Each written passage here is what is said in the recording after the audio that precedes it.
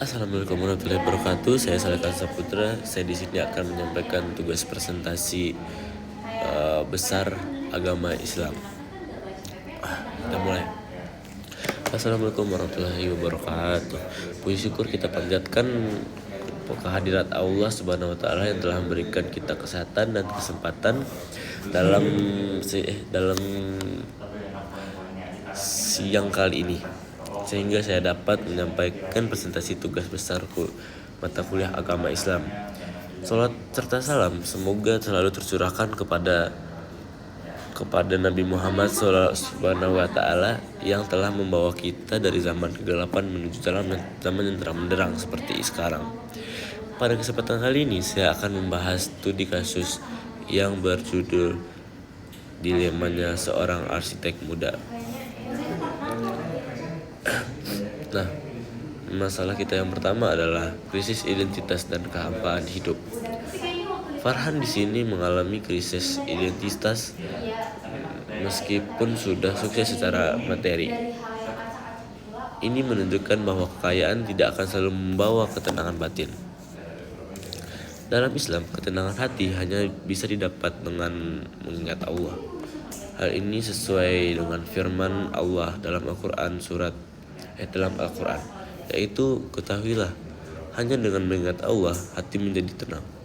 Itu dalam Quran surat Ar-Ra'd ayat 28. Artinya manusia membutuhkan keseimbangan antara dunia dan akhirat. Nah, untuk masalah yang kedua yaitu penguatan iman dan ibadah. Farhan mulai memperbaiki diri dengan menjalankan hidup, sholat, dan membantu sesama. Ini merupakan langkah yang besar dan langkah yang benar.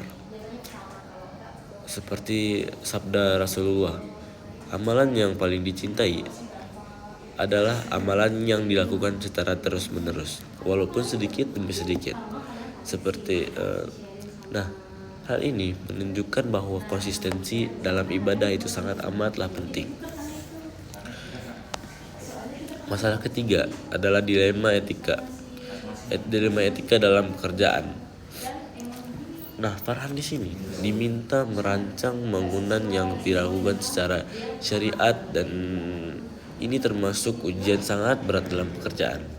Dalam Islam, kita tidak boleh terlibat dalam hal yang mengarah pada kemaksiatan, seperti firman Allah, dan janganlah kamu tolong-menolong dalam permusuhan dan dosa, dalam Quran surat Al-Maidah ayat 2. Menurut para ulama, jika suatu pekerjaan itu sudah sangat jelas melanggar syariat, maka sebaiknya ditinggalkan saja atau dihindari saja.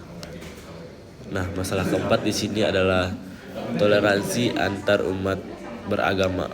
Farhan menghadapi konflik antar staf yang berbeda agama terkait penggunaan ruang ibadah. Islam itu mengajarkan toleransi sebagai firman Allah, untukmu agamamu dan untukku agamaku. Itu dalam Quran surat Al-Kafirun ayat 6. Namun toleransi juga harus tetap menjaga prinsip keimanan. Jadi Farhan harus bersikap adil tanpa mengorbankan nilai Islam. Nah, kesimpulan dari studi kasus ini dapat disimpulkan bahwa yang pertama, ketenangan hidup tidak hanya berasal dari materi, tetapi juga dari kedekatan dengan Allah. Yang kedua, seorang muslim harus konsisten dalam ibadahnya. Yang ketiga, dalam bekerja kita harus memperhatikan halal dan haram. Yang keempat dan yang terakhir, toleransi itu sangat penting, tetapi harus sesuai dengan ajaran Islam. Nah, sekian dari saya, Salehkan Saputra. Assalamualaikum warahmatullahi wabarakatuh.